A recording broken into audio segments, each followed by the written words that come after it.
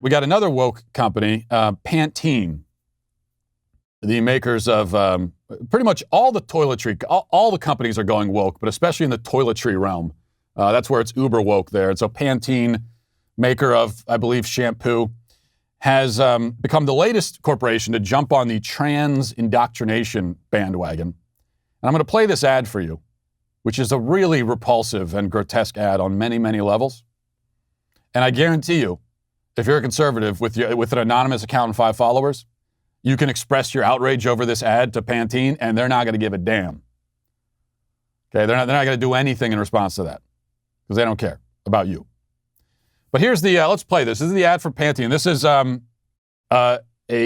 we're being told about a young boy who decided to become a girl and is in the middle of this gender transition and is being helped along in that transition by his 2 mothers.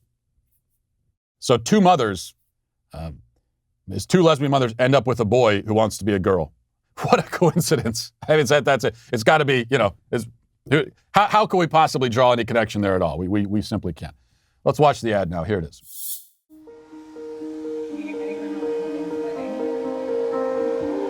So as for LGBTQ kids, hair is more than you think. It's how you are seen. Sawyer is an old soul. She is our spunky and creative kiddo. Sawyer also happens to be a transgender girl. I remember the first time she was out in the community wearing the clothing she wanted in her hair, and she kind of was herself. And that was the first day where I saw her. He's the opposite of himself.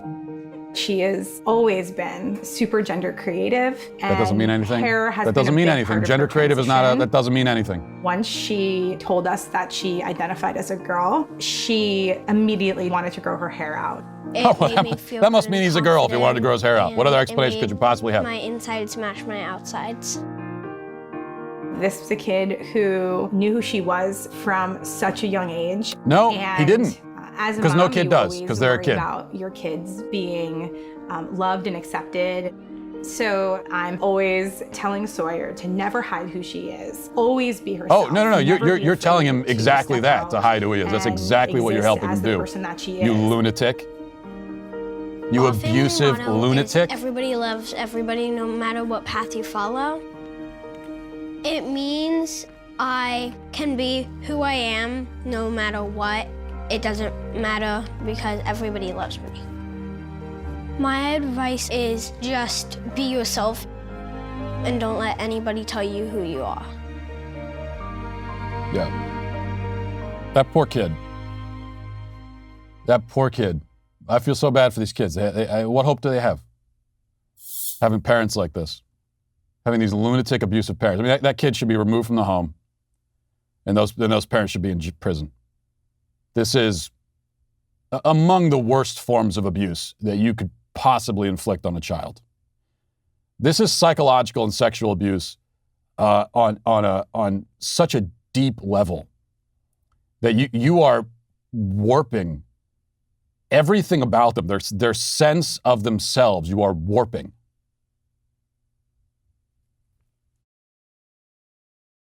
Some of the worst abuse you'll ever see, and we're being told about it. The abusive parents are sitting there, the nice inspirational music in the background, and they're using it to sell shampoo. That's how accepted and normalized they want this to be. Let me tell you something. If you still go out and buy Pantene products, anyone listening, if you go out and buy Pantene products, you're pathetic. If you would still go and buy their products after watching that. This is a company that is using child abuse to sell their product. Anyone who would watch that and still buy the product is a pitiful excuse for a person. If that's not going to convince you, there should not be one. If you are call yourself conservative, I don't care what you call yourself. If you are a sane, normal person, you should never go near another Pantene product for the rest of your life based on that. It is no different. If this was an ad encouraging physical abuse of a child, and we were being told how that child is locked in a closet and beaten with sticks and stuff like that, and they were telling us that with the inspirational music and saying how wonderful it is for the child. Would anyone buy that product ever again? We would be so horrified. We would say, this is the worst company on earth. This is no different. This is just as bad, if not worse. That is a child who's being ruined by those parents. Ruined. Listen to what he said. He said, when he wears girl clothes, his insides match his outsides. Now, that is a perfectly expected and even reasonable thing to hear from a child who's been indoctrinated into this by his parents. But as adults, we know that that doesn't make any sense. What do you mean you have girl insides? That doesn't mean anything. It makes zero sense. As adults, we know that. You can't expect a child to know it unless you tell them, because children don't know anything unless you tell them. A young boy, as I've said a million times, a young boy does not know who he is. You have to help him figure that out. And when he says, I'm a girl, he doesn't know what that statement means. He doesn't understand what he's saying. And if you don't believe me, whenever you hear a boy say that, all you have to ask him is, what do you mean? Hey, Sawyer, when you say you're a girl, what do you mean by that? What do you mean? I ask my kids that kind of question all the time when they say things. Because they often make statements that don't make any sense, because they're kids. Don't make any sense to me anyway. So I often have to say, well, what do you mean? And then as they start to describe it, I was, okay, so this is what you mean. See, because they're gonna use words that don't line up with what they actually are trying to express, because they don't have the words yet, because their vocabulary is limited, and they also don't understand their own emotions yet. Because they're psychologically limited and neurologically limited, and their brains aren't fully developed yet. And so as a parent, my job so often is to figure out what they actually think and believe and want and feel, and to help them to realize that about themselves and to help them to express it. I mean, you sit a kid down at a restaurant